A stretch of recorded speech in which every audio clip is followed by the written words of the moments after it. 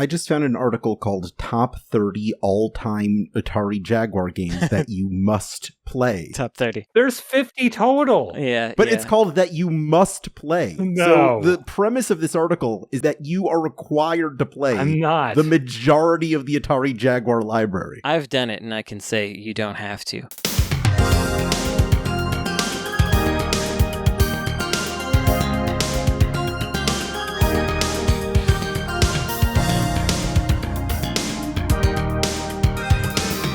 It's body time. This is episode... Wait, why is it body time again? When's it going to stop being body time? It's still body time, Brandon. I don't even know what that means. We haven't clocked out of body time. What does that mean? And it's episode 304 of the Insert Credit Show, a video game podcast of multiple topics and one horrible buzzer. I'm Alex Jaffe, and the last thing I tried to eat but didn't like was a lychee nut. I thought it was too sweet.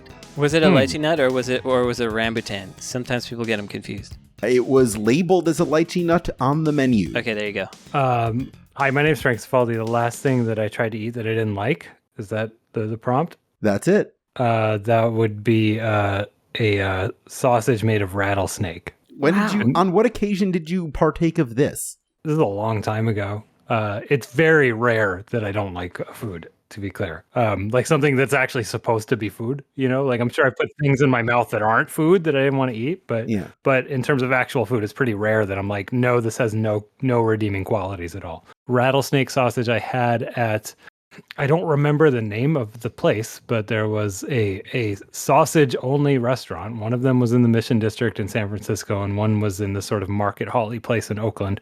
Rosa's, something like that. And we were just trying different sausages because they had like 30. So I thought, hey, might as well eat some snake. There's some snake here. Be a literal snake eater. It was just like, I went in with an open mind, just took a big bite. Like, I'm like, this is food. It's going to be fine. I was like, no, this is not for human consumption. That's not what this is. So there's a reason you don't What was your objection to it? Bad texture? Taste, purely taste. Like something about the taste. I felt like I was biting into something that just wasn't food. It just, I don't know. Like I was just eating a carcass off the side of the road or something. Like it was just wrong. And, I didn't like spit it out. I was able to like eat it and keep it down and everything. I wasn't like losing my mind, but it was just like, I have no desire to take another bite of that. So if you're a snake eater, you are not living in a dream, or maybe you are. Right, because if you're eating snake and you're not refusing to have any more, maybe you are still in a dream, snake eater. What a thrill! Hi, my name is Ash Parrish, and the last thing that I tried to eat but didn't like was actually a Pampered Chef bread mix. That like it's a bread mix that you get it from the Pampered Chef, which is like Avon but for food, where it's like people throw these like Pampered Chef parties the same way they have like dildo parties or makeup parties, where it's all like a multi-level marketing scheme. But this one is actually like mostly legit because you actually get the products and they're good quality, except for this bread mix. It's a good marketing scheme. Yeah, this bread mix was terrible. It was like put the bread and a cup of water in a bowl, let it sit for 2 hours and rise, did not rise.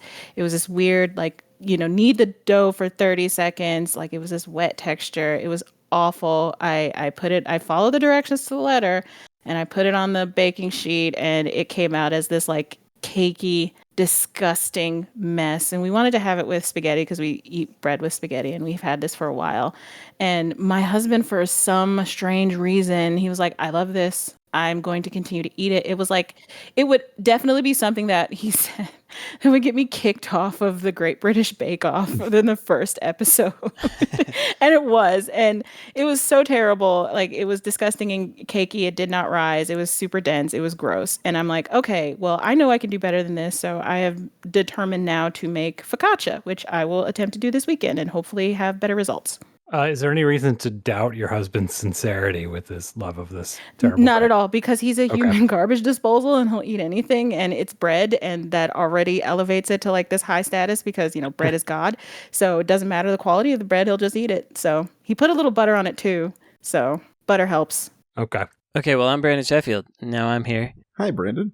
And I don't like most things What? that are food. And so I was just trying to think of which of the things that I ate in Seattle last week that I liked the least. And it was probably this thing that I've had before. Veg Grill has a lentil soup that you can You don't get. like lentil soup? No, I do. Oh. I don't like theirs. Okay. Because every time I eat it, it gives me like an upset stomach, and I don't know why. I love lentil soup. That's why I ordered it. But Just doesn't love you. it's just that. Well, no, that one is bad. So I think that's probably it. But I bought these little. It was supposed to be like puffed mochi squares, cubes. Oh. That I got at H Mart, and very false advertising-y regarding how it looked on the package versus how it looked inside. It was totally different shape, totally different color, totally different texture than you would expect, and it was very oily and buttery at the same time. So it was like double oil, but it didn't have a lot of flavor. It was like a salted oil puff is what it was, which if it had had more salt, that probably would have been okay, but I didn't love that either. So, but I can also tell you something that I did like. Yeah. Which is, for some reason, at that H Mart in Seattle, relatively near to the convention center, they have these Taiwanese fruit-flavored milk products that I haven't been able to find at other H Marts around the country, which is strange because you would think they would have them everywhere if they have them in Seattle. But there is specifically a papaya milk, which is excellent and delightful. And so every time I go there to Seattle, that's like one of my small joys is I get to buy the papaya milk. They also have mango, apple, and peach, but papaya is the best one. Well, if you're going out for a dining experience this week, I guess our anti-recommendations is don't eat snake, don't get lentil soup from that particular area, and if Ash offers you bread, turn it down. Oh, come on. I make good bread. I just didn't that time because I was following subpar instructions with probably subpar ingredients. All right. A poor craftsman, etc., etc. Let's go to our questions this week. Our first question is from last week's winner, Max Krieger, who asks a very on-theme question. Pair a video game and a meal. Explain why. If Max Krieger has a child, you should name them like Minimum Krieger or Medium Krieger. Medium Krieger? Yeah, leave room for the next generation. That seems like a way to develop a real healthy ego. Yeah. Well, it's your kid. Can't be as good as you. Medium's an okay name for a person. Medium is pretty fun. Yeah. Okay. Meal and video game.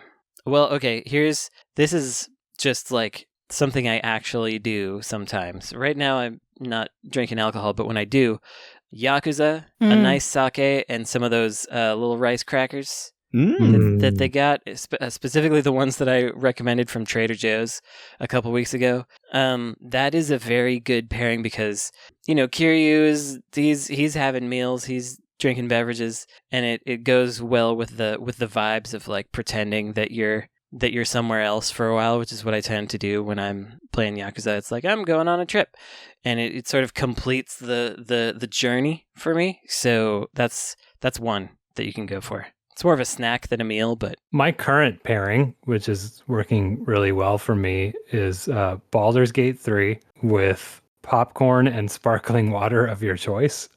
So very low calorie option, turns out. Yeah. Do you put nutritional yeast on the popcorn? I could. It's good. I haven't been. Yeah. It's good. Isn't it supposed to taste like Dorito seasoning or something? That's what Because I've my heard. husband has it, and he does that too with his popcorn. I wouldn't say Dorito, but it tastes good. It's like got a nutty saltiness. Oh, Brandon, I'd be curious. I think you might like this this buffalo seasoning I got from Costco that's made of almond flour, nutritional yeast, and spices. Yeah, that sounds cool. So anyway, that's my I'll check that recommendation out. for this week, folks. Thanks. Is whatever the buffalo seasoning is at the Costco. But anyway, Baldur's Gate, popcorn, little 100-calorie bag of popcorn, also from the Costco. I recommend the Costco Club Card. My second recommendation. It's a scam. I like it because I've actually mastered the art of one kernel at a time. Like I can do that and be happy. So I recommend figuring that out. That's my third recommendation. And that bag can last you like 2 hours if you're like making decisions in battles slowly and thinking and occasionally taking a thinking kernel. So that's my recommendation. Frank, are you playing Baldur's Gate 3 or are you playing like Baldur's Gate Shadows of Arn or whatever it was? That does seem like a question one should ask me to clarify. Yeah, because I'm pretty 3. sure this is the first time I've ever heard you are playing a video game that is out right now. Yeah, I do that like 2 or 3 times a year. Okay. So it has to be really special. Oh yeah, and I play it for like 3 months. Awesome. So that is how I do it. I'm so happy for you. Thank you. Yeah, I'm on the train currently. Yes. I'll be playing it at the end of the year. I don't think you'll like it, Brandon. Why wouldn't he? I might. I mean, I liked Dragon Age. I liked Divinity, Divine whatever 3 from Square Enix. Divin 3. I'm okay with these. I'm basing this on the last Western RPG I know Brandon to have played, which is Fallout 3. And Brandon, which is I'm not going to say it's a good game. I actually don't like that game. But Brandon's play style was that he had to steal everything. The compulsion thing. I definitely. Oh yeah, you're gonna have a bad time in BG3. Yeah. What I've read about Baldur's Gate 3 makes me feel like, specifically for this game, I'm gonna have to change my paradigm and just live with that, because I don't want to do any kind of like, oh no, I made a bad choice 2 hours ago, because that'll straight ruin it for me. I'm not going back any kind of 2 hours. So I'm just going to live with my choices. I'm going to see if I can do that. I still will try to do all the side things that are possible for me to do, but I'm going to try not to be a weirdo.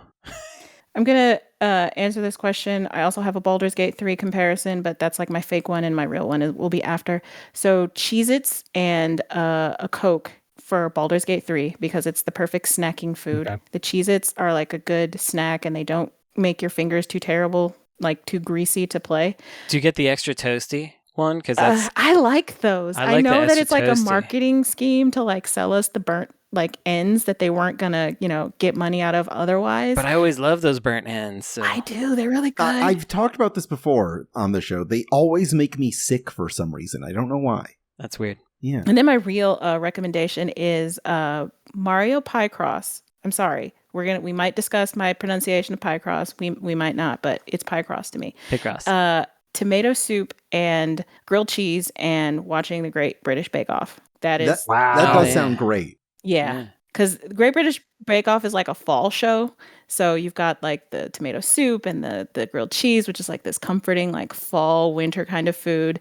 You've got the soothing tones of like Paul Hollywood talking about soggy bottoms of your bread. And then you're playing Mario Picross, which is like this really, I prefer it to other Picross games because it has this like tactile feel to it, because you're using like this chisel to like knock out the blocks. And the sound design is like so really well done that it's like brain soothing in a way that the other modern Picrosses are not. So all of those like real soothing activities with the soothing food and the soothing like television is a perfect fall afternoon. Yeah, that's time. But Ash, I need to ask you, what in your mind does the title Picross mean? Yeah. I've had this discussion before with one of my former colleagues at Kotaku. I know what it is that Picross represents. It is picture crossword or whatever. So It makes sense that it's Picross. But I look at PI by itself and I don't think Pi. I think Pi, because I think 3.14. So I just say Picross. But it's I'm with Fred, not by itself. I don't care. Why is it by itself? Because I isolate out that verb, like that first verb sound. Because cross is already a word. Yeah. So it's Picross. If it was 2 C's, if it was pick cross, then you would say pick cross. Probably. Yeah. Yeah. See, that's not on me. That's on Nintendo. Yeah. That's on them for trying to economize the consonants in the word. I'm gonna accept it because you're playing it while watching people make pie. So yeah. All right. Mm-hmm. It's time for us to talk about Starfield and Friends. Do we have to? We do. But while we're talking about Nintendo, I just want to add something really quick. Our discussion from a couple episodes ago about Charles Martinet and Tim postulating that it's because he has a weird image. Yeah. And they kind of want to get on top of that. Having watched the video that came out today where they introduce him as the Mario ambassador, I think I get it. I think they want to make sure he's not at. I didn't see it. Not a creep. He's not at like fan cons misrepresenting the brand. I think they want to control him till he dies, so that doesn't happen. Yeah, it's rough hanging out with that guy. Didn't they at one point, speaking of food and this, didn't they at one point make Mario's like Campbell's soup style? Yeah, they sure did. Yeah. Just making sure I didn't dream I don't that. think they called it Mario's, but They called it were... Mario's. Yeah. Oh, okay. Yeah, Mario's. That's You would right. know. That's what they call I it. just dropped a particularly funny but unfortunate tweet regarding. Oh, I see this. Martinet. Today's announcement. Yeah. Yeah. Very nice. Yeah, I haven't. I got to look at this because I haven't seen it. I'll watch it during the break, and then I'll come back with my With your exciting assessment. impressions. Yeah. I got a question about Starfield, but in the Friends. broadest sense. What could Bethesda have done to generate a more positive reaction to the game while shipping the exact same product? Made Obsidian do it. Yeah. Ooh. Nice. Wow. Literally nothing. Literally nothing. Yeah, people just want to hate on this whole zone. Like if it's related to Mass Effect, people want it to be exactly how it is in their mind, or else. I don't know how they backed themselves into this corner. No, wait, I take that back. I do know how, and it's because they kept responding to negative fan things and making changes based on that. And if they had stuck to their guns, they'd probably be in a better situation, is my view of it. Because when you start, like, when a bunch of loud jerks don't like something, and then you're like, oh, let's change it, you've given those loud jerks all the power. And I think that's the problem. Patricia Hernandez actually has a great lead on this in her blog that she posted on Paste today. Paste, by the way.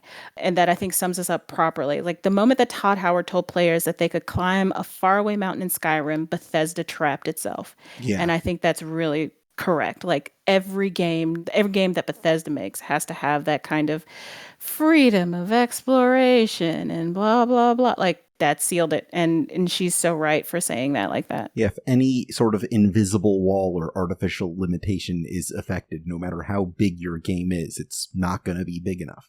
Yeah. I guess another thing they could have done is make the protagonist a big orange cat and then give him a friend that was like a funny looking dog with a little tail. And then there's a gray cat that he doesn't like. And then when you're ready to watch more of that, or play more of that, all of a sudden it shifts over to this other thing that's in the same art style, but it's like totally different animals. Yeah. Like, what was that? You remember U.S. Acres? Yeah, one of them is an egg with legs. An egg with legs, and there's a chicken, and they're not related, and there's a pig, and it's like, what was this? Everyone was just waiting for more Garfield to come back. I mean, Starfield. Yeah. I have a theory about that. Yeah, go ahead, and then I have a theory, which will. And then go ahead, and then I have a theory. U.S. Acres, which was the name of that middle feature, is based on a strip Jim Davis did called Orson's Farm. Oh, right. The main character of that strip is this pig named Orson. And my theory about this is that it's called Orson's Farm because Jim Davis was trying to make an Animal Farm reference, but confused Orson Welles with George Orwell. That sounds right. I buy it. Not Orson Scott Card? No. My theory is before Garfield and Friends, back in, I'm looking at Wikipedia, 1984, Heathcliff, the orange comic cat, had a cartoon. Mm-hmm. And in Heathcliff, it bounced segments between Heathcliff and the Cadillac Cats, which were totally unrelated and in the exact art style, and in fact had an orange cat also. What? So there were two orange cats on the same show that were unrelated to each other? Yes. As a small child, I thought that was like Heathcliff in disguise. I thought that too. Yeah, I think we all did. So I think that when developing Garfield and Friends, they looked to the previous attempts at a orange cat based on a comic strip cartoon and followed their lead. So the main feature was a Garfield ripoff, and the backup feature was a Top Cat ripoff? Yes. Wow. Well, doesn't Heathcliff predate Garfield? Does he? I don't know. No way. This isn't a GoBot situation. No, you're confused. Heathcliff dates Garfield. Nice. Ash, did you have a theory? Because I have one more. No, I was going back to Starfield, but since we're talking about orange cats and I have no opinions of cats, you may continue. Okay. I got one more thing, which is based on so I was watching The Simpsons. I bought all the Simpsons DVDs. And by all I mean 1 through 10. And was this recent? Because I could have just given you mine. Oops, it was. Okay, well, More money for there's- Matt Groening. I have one messed up disc and some other stuff, so I'll happily take them from you. But so I never realized even the first time that I had these DVDs that they had commentary on every episode, because you have to go to the languages and select the language of commentary. I thought it's not in the extras. Anyway, that aside, they were discussing how in the earliest days, the execs did not believe that you could sell a full 30-minute cartoon that was like a full narrative 30 minutes. And they were trying to convince them to do 3 7-minute segments. And I bet that that kind of idea is what made them do this with Garfield and Friends, because they were like, oh, you can't do 30 minutes of Garfield and John, like it's a comic strip. What are you going to do with that? They had to put something else in the middle, and John Davis was like, I got this other thing. Yeah, imagine if there were like 7 minutes of Itchy and Scratchy in the middle of every Simpsons episode. Oh, God. Yeah. I mean, the argument against that is that I believe Garfield started as half-hour holiday specials.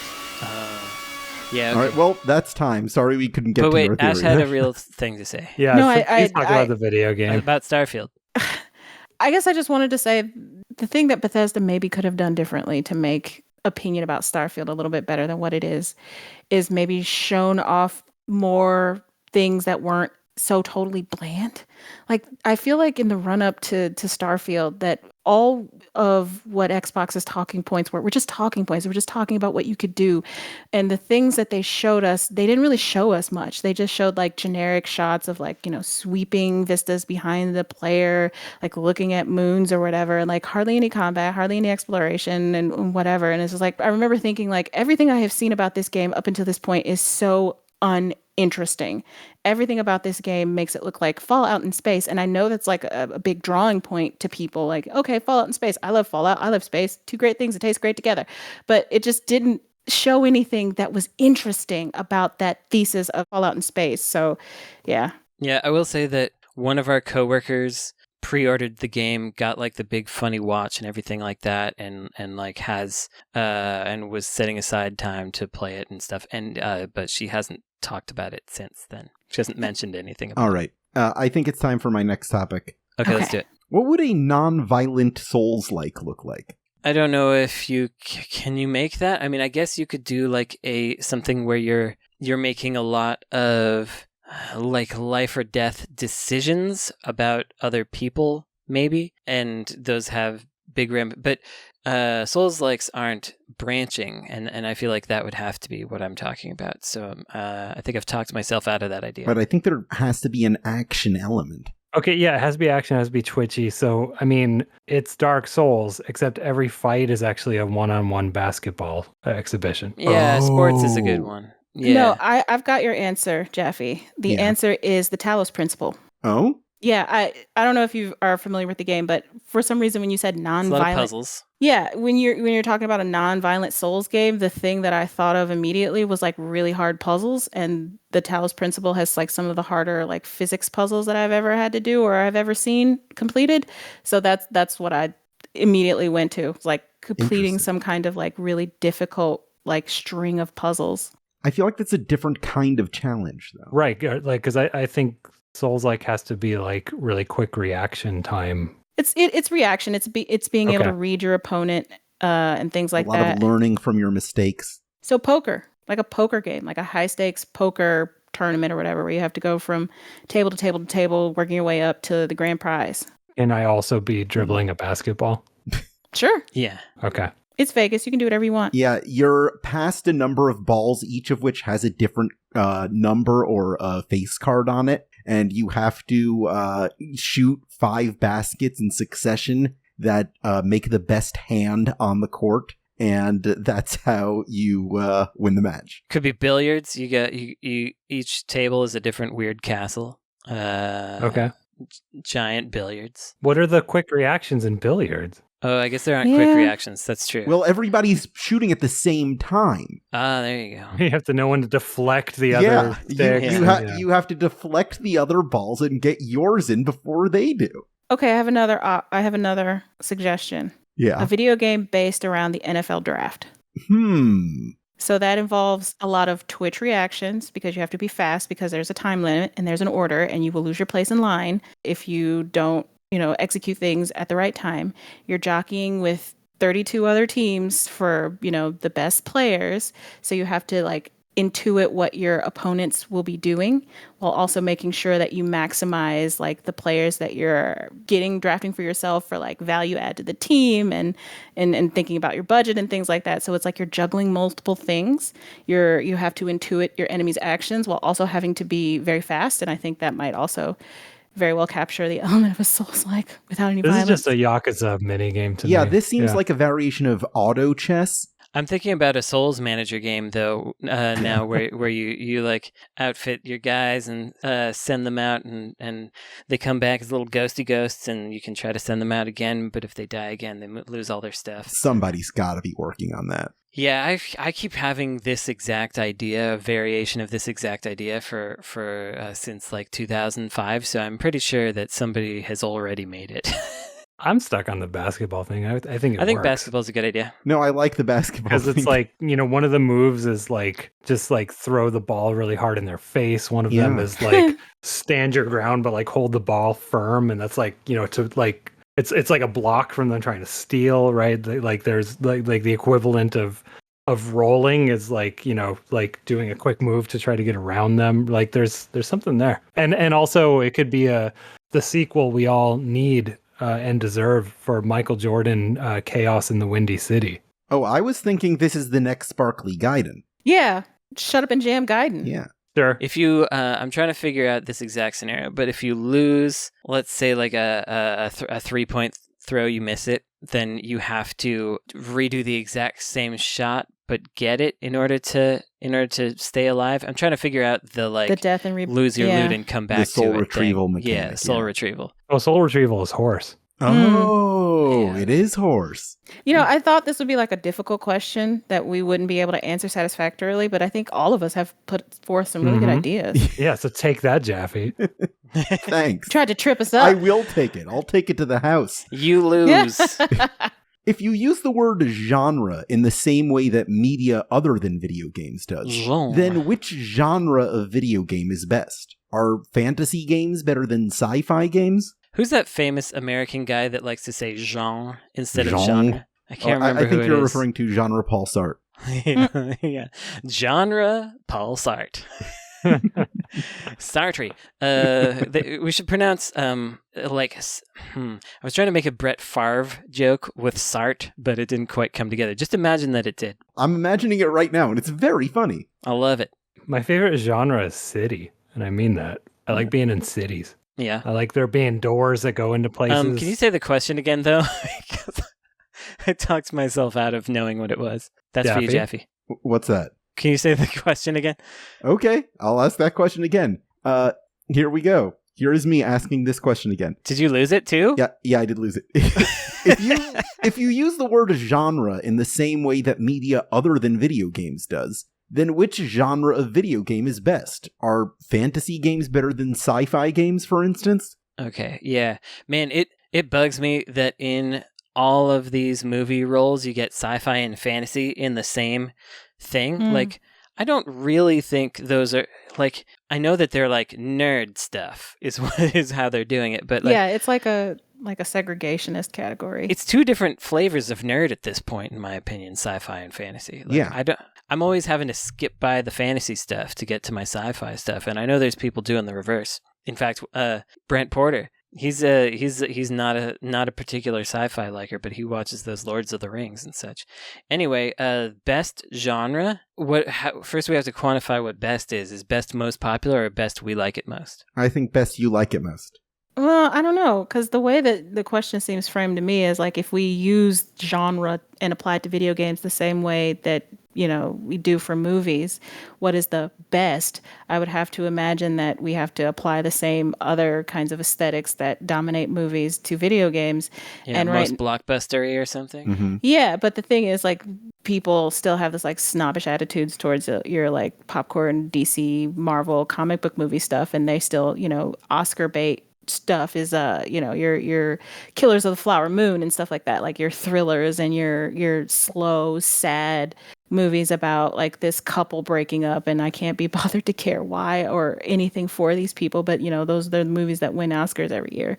So it would have to be something like that. But I don't know what the video game equivalent of the slow, sad couple gets a divorce movie are. Oh, it's Beyond Two Souls. Oh, geez. Maybe. Yeah, I think it's the walking simulator is that genre. Yeah. Firewatch. Yeah, Firewatch, Gone Home, etc. But the biggest would, I guess, be The gas shooters. Is it? Yeah, it's those, or it's open world if it's single player, or it's Is that a Hollywood genre? No, that's a video game genre, right? Oh, that's right. Yeah, we're using the Hollywood genres of like sci-fi, fantasy, Right. There's only like 3 of those for video games. action, right? drama. Well, it's probably action then, Yeah. right? Sure. Yeah, because that encompasses almost everything. Frank, when you said cities is your favorite genre, can you elaborate on that? I like walking around in contemporary cities and going into stores. Me too. And I especially like it if I can talk to people and jump. Like that. Like you combine those things, and that's the game for me. Like all games for Frank should be in a mall. Yeah. It's on brand. Cover Wars there. Cities is your favorite genre, and Alex, you'll appreciate this. And my first thought was like, okay, Jack Hawksmoor. I don't know who that is. I don't either. Jeffy He's will from tell the you. Authority. Is what? From like the comic, The Authority? Yeah. Got it. His power is like he can talk to cities, and he doesn't wear shoes like a hobbit, but his feet like have like tread on them, and then he like walks barefoot on around like the city streets, and like he can hear the city speak to him. And like I actually like that. I like that as a power because I enjoy like big cities. I enjoy like being in them, and I'm like I could do with that power. That sounds like a cool power. Sorry, I didn't mean to derail. You have to go on my other podcast for talk about that. Yeah. So, well, the answer is action. Yeah, action is a genre in both senses. The yeah. answer is city jumping. City jumper. I suppose, yeah. But City and Jumping, that's why, even though I didn't like the story in Judgment very much, it's still one of the top Yakuzas because you can like get on top of the cars and things. Ooh, I didn't know that. Yeah. Gives me a reason to play it. Okay, here's my next topic. Rockstar wants you to put together the next pack of stuff that players can buy with in-game currency in Grand Theft Auto Online. I'm rich. What do you put in it? Deodorant, soap, clothing items that are not cargo shorts or graphic tees, Good luck. hair, pomade, shampoo, toothbrushes. How does deodorant come across within a video game? You don't become a stinky agent, like in Deadly Premonition. Right. If you got Okay, what do they sell right now? It's just cosmetics. I would Different assume. kinds of cars. and like cars and weapons. Yeah, clothes, that kind of stuff. Accessories. Hmm. Stuff for your apartment. Do they have a Batman rope gun? Because I would like Ooh, that. do they have a grappling gun? turn it into Just Cause. I mean, that's what GTA Online is basically, right? It's just Cause. Whatever. Right. What are we on, 5? We're still on 5, right? Still on 5. Yeah, that was just Cause. It's true. It's available as a mod, but it's not in the game. Okay. So we could just steal that. I would do some branded collaborations with State Farm. Supreme. I'm surprised that doesn't exist already. Like Yeah. Hype Beast stuff. Yeah, no fear. Uniqlo and Supreme and... No, not Hypebeast. Mr. Beast. Oh, God. I mean, that would be appropriate. Yeah. Yeah, but I think like popular clothing. Mm-hmm. Get the cool S in there. What? You know? Mm. Oh, absolutely. Well, they do have a Supreme knockoff in one of the GTA Online updates. I'll post that in the chat right here. I guess that's more their tone, right? Honestly, the thing that they should let you buy, like legitimately they should let you buy, is like they get the rights to more music from the artists that play on the radio station. You just buy those. Mhm. Like, Flying Lotus's latest album. Like you can just purchase that in game and listen to that instead of, listening to Fly Low Radio, play the same 6 songs. Like get some new Yeah. shit in there. I would also be like, I would buy new stations. Like give me the 80s new wave station, or give me the doom metal station, or whatever. Like that would be fun. Like an in-world Sirius XM subscription. Yeah. Sounds pretty good, actually. You kind of harken back to the days where, like, remember when you could play like your own music on a console while you were playing a game? Like you Mhm. could rip a CD to like your PS2 and then play it while you were playing whatever PS2 game you were playing. Oh, I would do that on my 360 all the time. Yeah, like do that, like revive that. Have they ever achieved the dream that we all talked about of you can just deliver pizzas? Like, I believe people have tried it in all the games, but like you can do that, but you can't progress in any way. Is there a non-violent GTA route? There's a lot of role play community around that, but not like officially in the game. Yeah. Like lots of role players and players like play where they follow all the traffic rules and stuff like that. Yeah, more tools for role players are what I'd put in that pack. I tried so hard in GTA 4 to like obey the traffic laws just to roleplay that, and it's impossible. Yeah, it's very possible when you take taxis everywhere. They should do a grand gift auto mod. And you're just you play as Oprah. And you give everybody a car. And you point to someone and a car spawns on top of them. Yeah, you get a car. We're going to have to replace Oprah soon for that meme because she kind of doesn't do that anymore. And we don't really have talk show hosts that do that kind of stuff anymore. Well, we also don't have like TV that everyone watches in the same way. Like I've thought about this a lot recently, how with commercials, for example, there used to be a shared experience of watching that stupid Budweiser commercial where all the frogs say Budweiser or whatever. And you didn't want to have that experience, but everyone had it because you were all stuck watching the same channels and the same ads were on there. And you all knew who, like, that's why like Judge Judy is like 81 years old, and she That's just a started. good looking 81. God bless. I might have made that up, how old she is. She's not young though. And she's been doing this for 20 years, and her show got closed, and then she just started up doing another one, right? She is 80, so you're 80, 1 year off. Wow.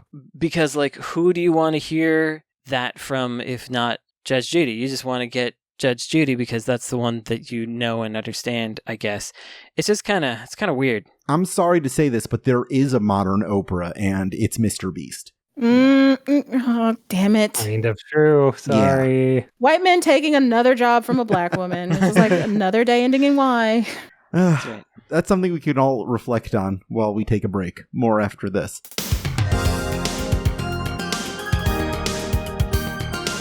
The following ad supports the Insert Credit podcast, but is not necessarily endorsed by its individual members. This is the Insert Credit Quick Break. I'm Alex Jaffe, and this episode of Insert Credit is sponsored by This Way Madness Lies, a Shakespeare-themed magical girl JRPG from the creators of Cosmic Star Heroine and Cthulhu Saves the World. It has an 89% Metacritic score and a 95% positive user score on Steam, praised by many for its clever writing and beautiful graphics, but what's really important is that it's a full role-playing game that'll only take you like 7 hours to beat. That's the dream right there. This Way Madness Lies is available now on Steam and the Nintendo Switch, and on the PlayStation 5 September 12th. If you're listening to this episode on release day, that's tomorrow. If you'd like to feature your own game or product or service on Insert Credit, or even a personal message in my own authoritative radio voice, get in touch by emailing show@insertcredit.com to discover our affordable rates. You'll be glad you did. Here we go. Welcome back to Insert Credit. Here we go! It's time for us to go to the dirt bag. This is the point where we take a question submitted to us at patreon.com/insertcredit, where you, for mere dollars a month, can get access to this form monthly bonus episodes, which... Even me? Yeah, even you, if you want. Wow. I'm sure we're going to include some Charles Martinet talk in the next bonus episode. And you also get episodes without ads on the occasion that we run ads. That's a treat. This week's question comes from Catherine, who asks, what makes the perfect handheld? That's a good question. One thing is that it doesn't cramp you up when you play it for a while. Yeah. That's definitely a good thing. Another fantastic thing is long battery life, which we have completely pushed by the wayside, but you could get, with a WonderSwan, 40 hours out of a single AA battery. Get out. I won't, because it's true. I'm going to be in. It has to have a good weight. It shouldn't be heavy, but it should have it should have heft to it, so it doesn't feel flimsy. Yeah, it's got to feel substantial, and like you don't want to drop it, but if you did, it'd be okay. Yeah. Yeah. And it has to have like its own like screen lighting. I love the Sega mhm. Game Gear. It does not meet the criteria, especially with regards to battery life, but it had that internally lit screen. Yep. Yeah. Yep, and you didn't need that extra like squiggly flashlight you had to plug into your Game Boy Color to light up the screen. Sega once again does what Nintendo. I don't think we can ever go back to one game at a time on a handheld. Yeah. Like, so it has to support more than one game at a time without requiring you to carry around more media. Yeah, I mean, I think that means it's got to be connected to that internet. You got digital download. Or there's two slots. I don't know. 2 slots? I think the original DS should have had 2 slots. Yeah, DS dual slots. did technically. Well, okay. Had the It should Game have Boy. had 3 Game Boy slots. one. You should have had 2 DS slots. Should have had 2 slot ones. Blah. Because the GBA is slot 2. But I mean, I just remember when Animal Crossing came out, it's like, okay, is this just my only game? You know, that's not how this works. I can't just play Animal Crossing. The Gamecom had 2 slots and people thought it was ridiculous. No one thought the 2 slots was ridiculous. They thought the Gamecom was ridiculous. They thought everything about it was ridiculous. Because it was ridiculous. No, I remember reading something where someone was like, what is the point of having 2 games versus 1 game? Like, it doesn't I've make a also difference. read some terrible opinions. Yeah, it doesn't matter.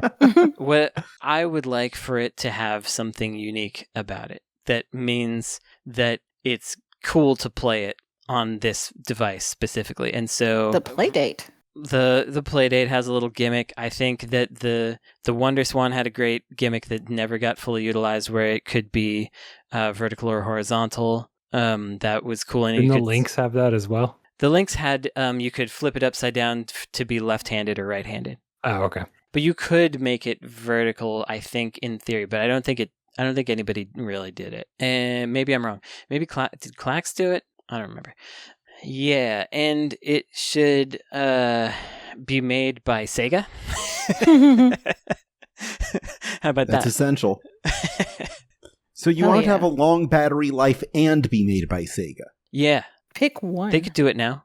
You know, I'm going to throw in one that might be controversial. Uh-oh. I think it shouldn't also be a home console. Yeah. I think No, it should no, have that's its fine. own distinct software. And, Mhm. and like, it should encourage, you know, weird portable versions of franchises as Yeah, I opposed to agree. just being that home game.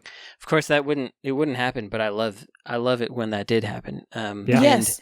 so what I super miss is there was that weird like home console to handheld pipeline where they were like staggered. So you had your NES and then the Game Boy Color was like kind of like an NES, and you had the Game Gear, and the Game Gear was basically a Master System, and then you had the GBA, which was kind of like a fancy Super Nintendo, and the PSP was basically the processing power of a PS2. The Vita was basically a PS3, not really, but kind of, you could imagine it. I just liked that kind of thing where it was like all the games that you had to play on your big home screen 5 years ago, we can bring a new version with extra cool stuff to this handheld, and now you can play it on the plane. I loved that cycle, and that cycle is gone by. I remember distinctly the DS version of Guitar Hero, and it had a DS little... N64. Oh, I don't know anything about the N64, but the DS version of Guitar Hero had this thing that you would stick on the bottom of the DS that had like the keys for the guitar that you would hit, Yeah. and I loved that Yeah, thing. little That was extra peripheral perfect. nonsense was great. Yeah. Like the Taito's spin dial that you could use for Space Invaders and I don't know, Camel Try or whatever. Breakout. But what I was saying with N64 is that the DS was another one because the DS was very N64-like in certain ways in terms of the way it presented graphics and stuff. And so, it was part of that thing that I was talking about earlier. Yeah, I would love for this to exist. Okay, so what we're saying is a Sega portable that comes out in 2005 and looks roughly like the Dreamcast. Yep, That is the perfect handle. that's right. What would the Dreamcast boy be called? Sega Dream Boy? The Dream Boy. No, it would not use the branding. That goes against what Brandon is saying, Yeah. which is, you know, none of those had the same branding. So it would, you know, it'd be the Sega, I don't know, Sega Astronaut. I like Yeah. it. First idea, best idea. Sega Somnambulance, I guess, since we're talking about dreams. They, Yeah. they love their planets, so like Sega Universe, Sega Milky Way. Milky Way is not right. Sega Moon. Sega Moon, sure. I like it. No, it's a butt. That is a butt. It is a butt. But I'm okay with it. Ash, my next question is for you. And maybe Brandon and Frank can weigh in on this. What's the latest drama going on in the Let's Play community right now? Okay. This is very Japan specific, so just bear with me here. But today, the news came down that a couple months ago, they arrested this guy for copyright infringement because he uploaded a bunch of Let's Plays to YouTube for a visual novel, Steins Gate. He also uploaded a bunch of videos that like kind of condensed and summarized and spoiled a bunch of Steins Gate anime episodes and Spy X Family episodes.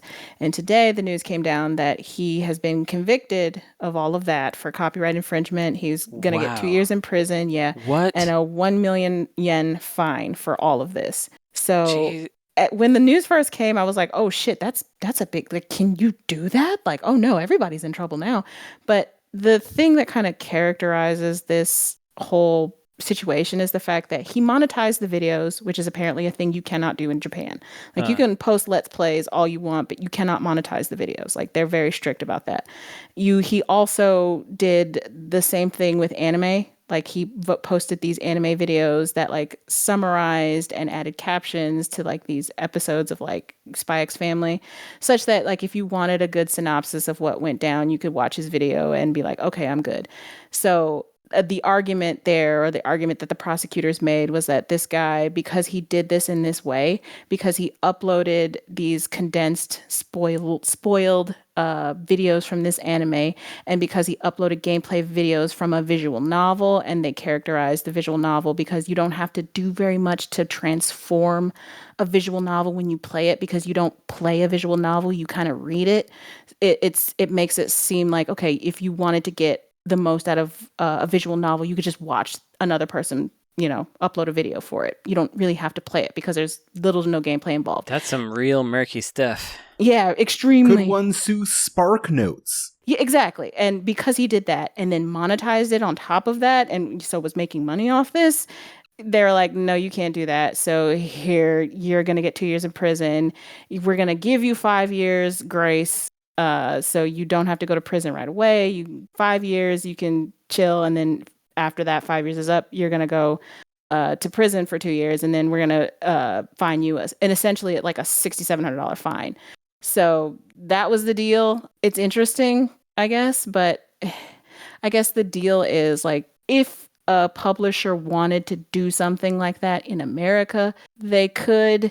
We kind of have like this wink, nod, turn the other way acknowledgement between publishers and content creators that like, okay, yeah, this is all pretty much copyright infringement, but because this is like also free advertising, we're going to let you do what you do, and we're going to do what we do, and we're just going to not acknowledge each other, I guess, for the most part. But if someone somewhere in the US decided that they wanted to pursue that kind of legal route for whatever reason, they could, and they would win. So the laws work differently in Japan, and they're much more stringent than they are in the US. But yeah, that according to Asahi Shimbun, like this is the first time something like this has happened. I feel like the part that for me, like the monetization thing is where it sort of comes together and makes a little bit of sense. Exactly. But the Spy X Family editing down thing, that feels like something that you wouldn't be able to convict for here because you've edited it. You've done work to you've transformed it. You've transformed it. And I think that's the part that's surprising me with this is that they don't care about that aspect. Well, I think something that I didn't mention that probably adds color to that is that this guy, when he was arrested, essentially said, yeah, I did that shit, and I knew it was illegal when I did that shit, and I just wanted people to look at my shit. So I think having that kind of like admission, that's why you don't shouldn't admit it to the cops. That's right. Right. Friends, do not ever talk to the cops. If they're saying they just want to ask questions and they just want you to answer some questions, doesn't matter if you didn't do anything, get a lawyer, don't talk to the fucking cops. That's a recommendation this week. Yeah. Don't eat rattlesnake meat and don't talk to the cops. That is pretty scary though, and it's weird thinking about this stuff. Like we want obviously people to play our game and stream it in whatever capacity they want to, but we had a issue with Hyper Gunsport where our composer Kurt Feldman, who you may know from this show, he had given his the soundtrack for Hyper Gun Sport to his like label people or whoever like puts them up on Spotify and stuff. And because it went up on Spotify, it then became takedownable work. So we couldn't upload our own videos because they contained the music that we were legally allowed to use, because anything that had that music would then get taken down. And so like during the launch of Hyper Gun Sport, nobody could put videos up because they were all getting automatic takedowns, which we did not want. But that's like it's an automatic algorithmic thing that you can't easily solve. And so it took us like 3 weeks to get it sorted out because we had to talk to all these people, none of whom knew how to do that. And it was just really, so there's a lot of weird stuff in here, and I'm sure we're going to be seeing more things like this in the future. All right. We got one more topic before we go to lightning round. If you could go back and witness the entire development cycle of one game, what would it be? Heck. Sonic Frontiers. Yeah, that's funny. Good answer. What are you expecting to see? I just want to know why they made some of the decisions that they made. I was so prepared to love that game, and I did love that game for like the first maybe half of it. But then like the later half, they've just implemented some strange ass, arbitrary ass design decisions that I just did not jive with at all. That kind of like deflated my enthusiasm for the game. And I just want to see like, what the hell were you guys thinking? Like, why did you think this was a good idea? Where did it go wrong? Yeah. Well, that's kind of funny because I don't know. I think the game is fine. I played through it, but I feel like every design decision was arbitrary, and Of course. Yeah. you know, like yeah. it, like I don't feel any cohesion in that game. I feel like the numbers are really, really strange. You know, where you could decide to fish your way through a level. You know, there's design decisions where it's like you have to collect 3 of the whatevers to unlock this gate, but like, oh, you didn't get the magic one that we decided you needed to open that thing, but like when you go get it, then it unlocks. Like it's just anyway. I want to see what their justification was, like when it came to playtesting the game. Like, okay, this is fine. We will include it. Like my toast is burned over that like pinball thing. That you had to do this like pinball mini game. It was like an astronomically high score you had to hit. You only had like 3 lives to do it. It was like really hard for me. Well, and it depended on random placement of a bonus trigger. Yeah, exactly. And there was one placement that was very, very difficult. I specifically want to go to that moment in playtesting and hear how they justify that shit. Like, I just want to know why. Do you believe that there was playtesting? There definitely was. I have to believe. There was. You gotta believe. I know about it. Yeah, I have to believe that is a thing that happens. Okay. They had some. I'm also interested in that one. I think it would be neat to see how they started that out, because I feel like my impression is that they had like a whiteboard with like Breath of the Wild, you know, like Uncharted. They're like, what are some popular games? And then they just like drew one of those conspiracy line things between and puts Sonic in the middle. Yes. And then they came up with this. I think that would be pretty fun to look at. But what other ones would be cool? Mario 64 would actually be really interesting, because to watch them go through the problems of how do you navigate a 3D space? How do you show things while also showing the character in the foreground? How do you deal with the camera when you don't have twin sticks yet? Exactly. I mean, you see they had the little nub, but you know. No, they didn't have a nub. They had the 4 yellow buttons. Oh, right. Yeah. Do you think such an exercise would be more worth it for a game that's good or a game that's bad? Like, what is more interesting, do you think? I think bad games are more interesting to play and learn from, but I don't think you're going to learn much from the development process other than like they were rushed, you know? Yeah, it's going to be a lot of people running around going like, oh my God. I think Ash's instinct is right to look for games that have made strange choices. Mm-hmm.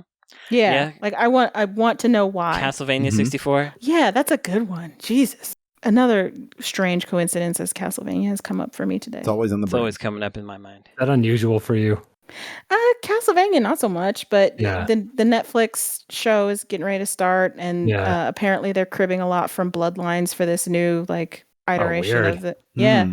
I'm curious to see what they do with some of these characters, like Orlox, which was like a sub boss, I think, in Symphony of the Night, is like now this whole new character. And, you know, they've got Annette and Maria, who are like supposed to be sisters, but like are not sisters. And now Annette is this African like person who was enslaved and is now fighting vampires because she was like enslaved by vampires, which I am really interested in seeing. I am rooting for everybody black, including the vampires. So I am very curious to see how they tackle that, because I think that is very interesting. I think that's one of the things that Anne Rice failed at when she was talking about Interview with the Vampire, with, you know, those vampires in that like slavery era. So I'm really keen to see how Netflix of all people tackle this. So see if they do a good job. Yeah, I'm excited for it. I like the Castlevania series. I would also love to see I know more about this than I'm supposed to, but this is very specific. Hyper Neo Geo 64, like the first Hyper Neo Geo 64 games, they were created before / alongside the development of the hardware, and they didn't know what the hardware could do yet because nobody did. So watching, it's not like a full failure, it's like a weird interstitial zone of how do you predict what you're going to be able to do? How do you try to get around those problems, and how does that affect what you wind up with? For me personally, I think that'll be quite interesting. It's time for us to go on to our lightning round. Because Ash is back on the show, that means that we get to play Arcade of Our Own. That is our fan fiction game that I change the rules of every time we play. And here's how it goes this time. I'm going to ask each of you in the round to name a video game. We're going to do 4 rounds of this. You'll be given a combined score based on the number of pieces of fan fiction which exist on Archive of Our Own, the popular fan fiction archive, for each video game. However, your goal is to get the lowest number of points possible. You want to pick games that are not popular within the fan fiction community. But they have to be there, right? Exactly. Yeah. If you pick a game with 0 fan fiction written because I can about get it, all the way out there, you'll receive a hazard penalty of 100 points. So you want to pick something that at least one person has written about, but not much more than that. Okay. Do crossovers count? Crossovers do count. Okay. All right, Ash. Don't make me go first. Okay, fine. I should be the anchor. I should go last. All right. Well, but we're all competing with each other, so there's no anchor. What are you talking no about? anchor. I consider us collaborators. Thank you very much. Okay, I'll go first. Ridge Racer. Ridge Racer. Show me Ridge Racer. There is one Ridge Racer fan fiction. Wow. Okay. Well, we're not gonna beat that. Brandon, that is a perfect answer. Are we done? Is that it? No, you get 4. This is 4 rounds. Yes, Spring Break. There's no the way. piece of fan fiction was called RR2K Ridge Racer 2K04. Man, I love it. Yeah. Man. Frank? Jumping Flash. Show me Jumping Flash. Oh, I'm sorry. There's no Jumping Flash fan fiction. There's one Ridge Racer, but no There's Jumping one Flash. Ridge Racer, but 0 Jumping Flash. Frank, you're at 100 points. I'm probably gonna flout the rules a little bit. Yeah. I'm going to say Sonic Triple Trouble. Now, I know the Sonic series itself has a lot of fan fictions, but I'm talking about Sonic Triple Trouble specifically. Sonic Triple Trouble specifically. Isn't that the one with the weasel? Yes, the first appearance of Oh, Knack the come on, Weasel, yeah. who has been Easy. renamed to Fang. Yeah. But if you get Fang in other things, then that counts, I think. I'm sorry, but I'm going to have to give you 100 points for that. There's because no there Sonic is no Triple Trouble? individual tag for Sonic Triple Trouble. Oh, that makes me sad. Interesting. I should have said Fang the Weasel. Brandon, you're in the lead going into round 2. That's Bizarre. ridiculous. Okay, I'm going to go Killzone. Show me Killzone. There are 27 Killzone fanfictions. You're doing pretty good. You're still in the lead. Nice. Frank? Yeah, I know. Vector Man. Show me Vector Man. Oh, you did good. There's one Vector Man fanfiction. It's a crossover story called Total Crossover Battle Mystery Box. So yeah. Oh, do not name who else is in there. And if anyone else gets it, I think it counts. Right, exactly. I will not. Ash, you're up. Bomberman. Bomberman. It's a good choice. Gutsy move. There are, I'm afraid, 94 Bomberman fan fictions. It's semi-popular. Ash, you are in dead last I know, now right? in this game. I thought you would dominate. No, you did this on purpose because you knew it would be very hard for me to pick opposite popular games. No, I see your game. Like, you're not Yeah, slick. you see my game here, I don't see your you? game. All right, that's halftime. We're going into quarter 3. Brandon, you're up. Oh, it's me again. Man, this might screw me, but I feel like there will be one. R-type. R-type. Show me I R-type. think it's probably more than you think. There are 5 R-type fan fictions. You're Yes. killing it right now, Brandon. Yes. Wow. In round 3, you only have 33 points. That's incredible. I love it. Frank? I just had, show me Zero the Kamikaze Squirrel. Ooh, good one. Interesting. I feel like there might be a few. Show me Zero. That is a the furry Kamikaze character. Squirrel. Oh, there is actually 0 fan fiction about Zero the Kamikaze Squirrel. What? Yeah. I bet he's in Arrow the Acrobat, though. Yeah, there's none. Sorry, got to give you another 100 points for that. You're up at 201.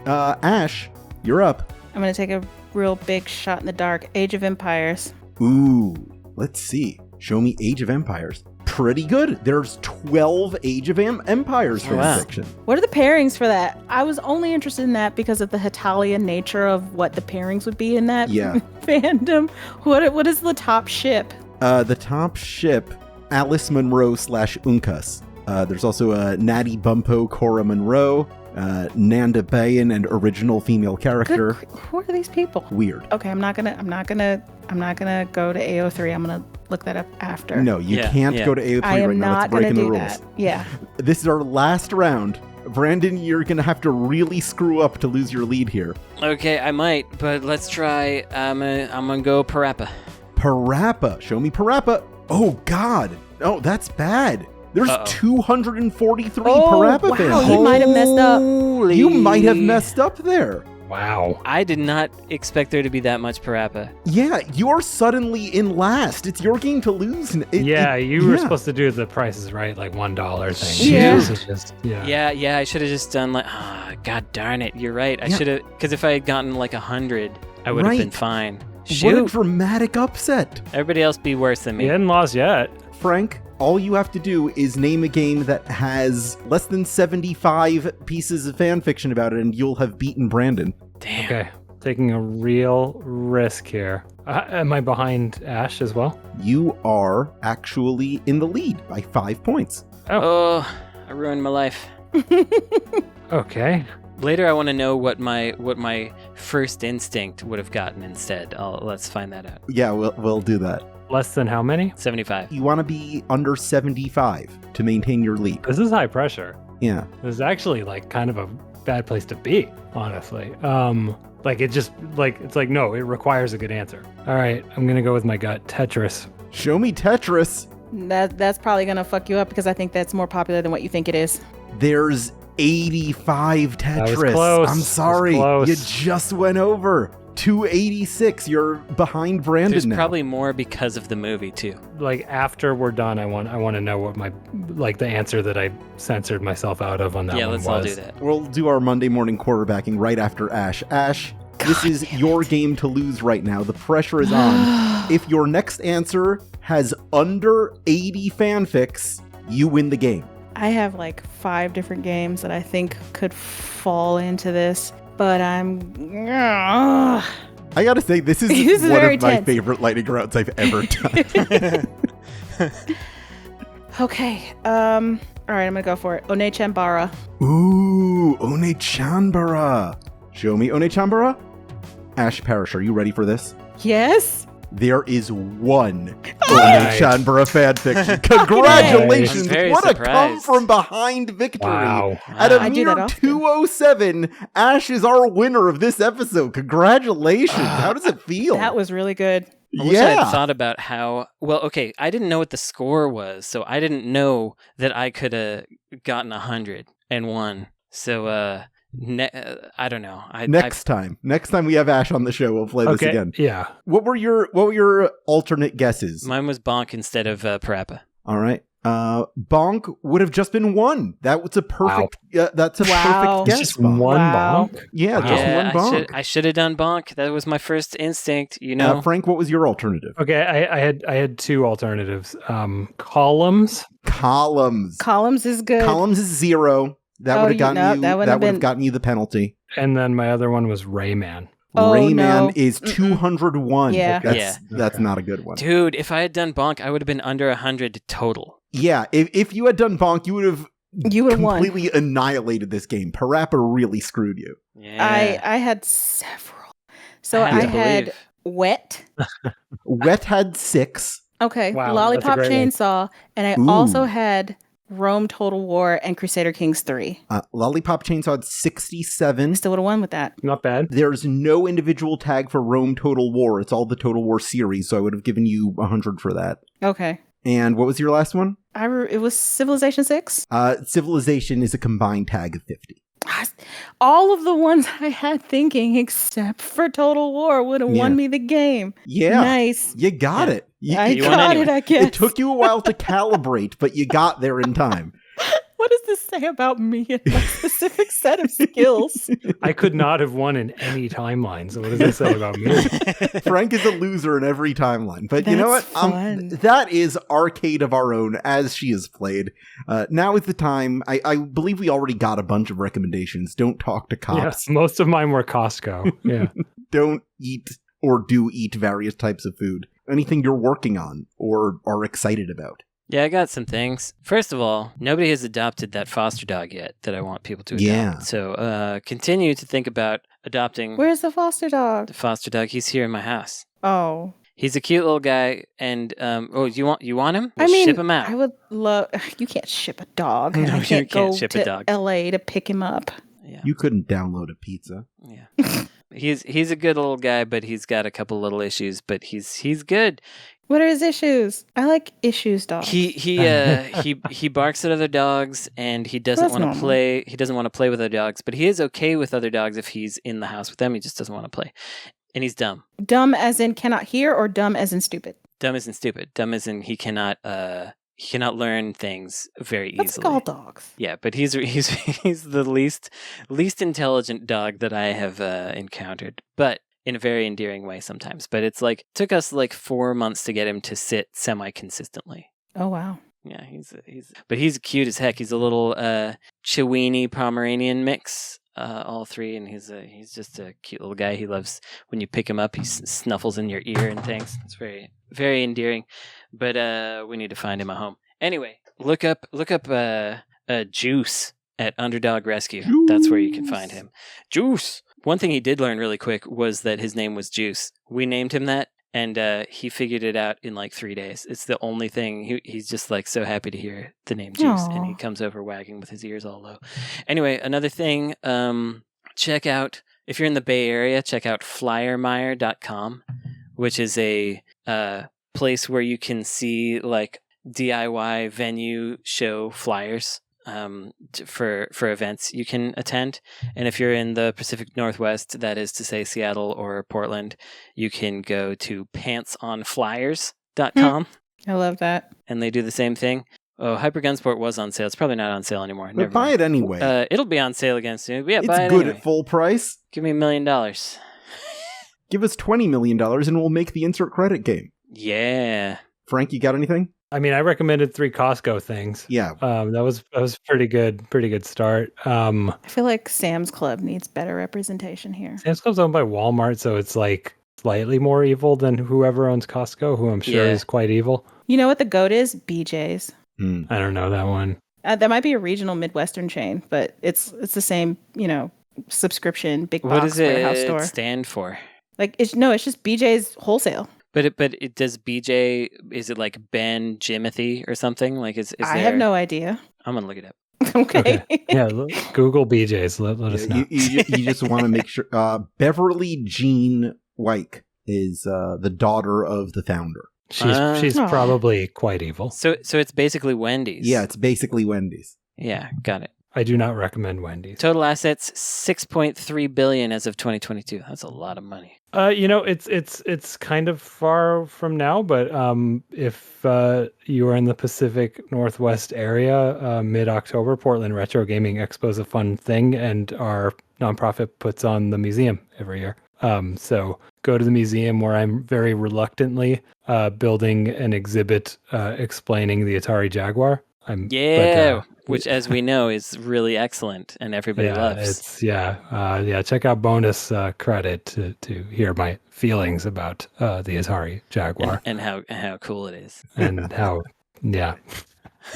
but yeah, go to that show. Come say hi. I don't know. It's fun to put on a museum. Yeah, I'm having fun putting this exhibit together. But it's a fun way to describe a museum as something that you like it's a production, like putting on a show. Yeah. It is a 2-day performance by me. You know, it really is. So yeah, performance art. Yeah. So I'm going to do something that I've never done. You can find all of my works at The Verge. I am trying to work on a big, huge esports piece talking about the rise and decline and fall of esports. So if you are a person who has or currently works in esports and want to talk about your experience, hit me up.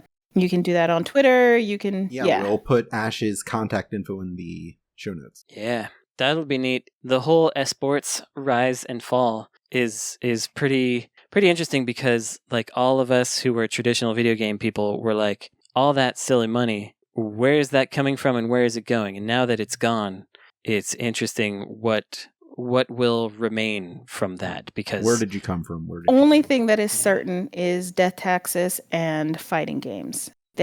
Whatever they're doing over in the fighting game community is pretty solid, and it could pretty much weather any storm like cockroaches and Cher's plastic surgery. Our buddy Patrick Miller was saying how for Riot, esports was never, and all those competitions and big things, that was never about making money. It was all about selling more copies of, selling stuff in League. And that is everybody. Well, except that what happened was investors with money saw Riot doing these big arena filling things and being like, there's money here for someone else to make. I can make money doing this. And that was what was not true. is like doing esports as a money-making business by itself. Like you had to be the platform owner. It was like how 3DO was like, okay, we got this framework and we're going to let everybody license it out, and then that's going to make a bunch of money. But what was actually making money was every time you bought a Genesis or a PlayStation game or whatever, Sega or Sony got some money. And that was why it was such a success to have a platform. When you don't own the platform and all of that stuff doesn't cycle back into you, it just doesn't work. I think it does work. It just probably doesn't work. It doesn't work for money. Yeah, I still think it works for money, but it doesn't work for the kind of money that the people who are investing want to make. They want quick, fast, high dollar returns on their investment. When if you want to make money in esports, you have to be in it for the long haul, and you cannot expect to make a lot. So we'll see. But if you have or do work in esports and you want to talk about your experience, please get in touch. I would love to hear your stories. Yeah, if you have any opinions about what Ash and I just said and you think either of us is wrong, then you should... yes, please let me know and yell at me. I love being yelled at. Or yell about me as well. I have some recommendations I would like to make. If you enjoyed this or any episode of Insert Credit, please rate and review our show wherever and however you can. You can also support us on patreon.com/insertcredit, where you could become a patron to submit your own questions, listen to monthly bonus episodes, and get our regular episodes ad-free. But if you'd like to sponsor us with an ad or a personal message, it's easy and affordable to do that. Just contact us at show@insertcredit.com. You could also join our community at forums.insertcredit.com or find videos of these episodes on youtube.com/insertcreditshow. Buy all of Brandon's games and listen to all of Frank's podcasts. He's doing the video game history hour. It's terrific stuff. This episode is edited by Esper Quinn with original music by Kurt Feldman. I'm Alex Jaffe. I'm Frank Cifaldi. I'm Brandon Sheffield. I'm Ash Parrish. And I'm still in a dream.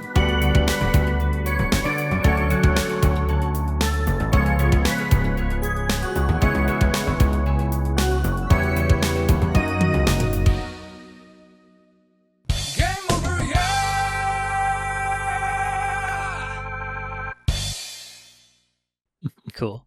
Brandon, you probably don't remember why I've started introducing every episode with It's Body Time. No. Is it body, B-O-D-Y, or is it something else? It's B-O-D-Y. In our episode 300, when we were talking about the insert credit video game, Yeah. we decided that "it's body time" would be the quote we would use to, like, start a fight with enemies. That's funny. So, Oh, really? yeah, and we prompted our listeners to review the show with the phrase "it's body time." It's the title and text. So, like, if you go to our reviews, it's just that phrase over and over again. So I've decided to stick with that for a while.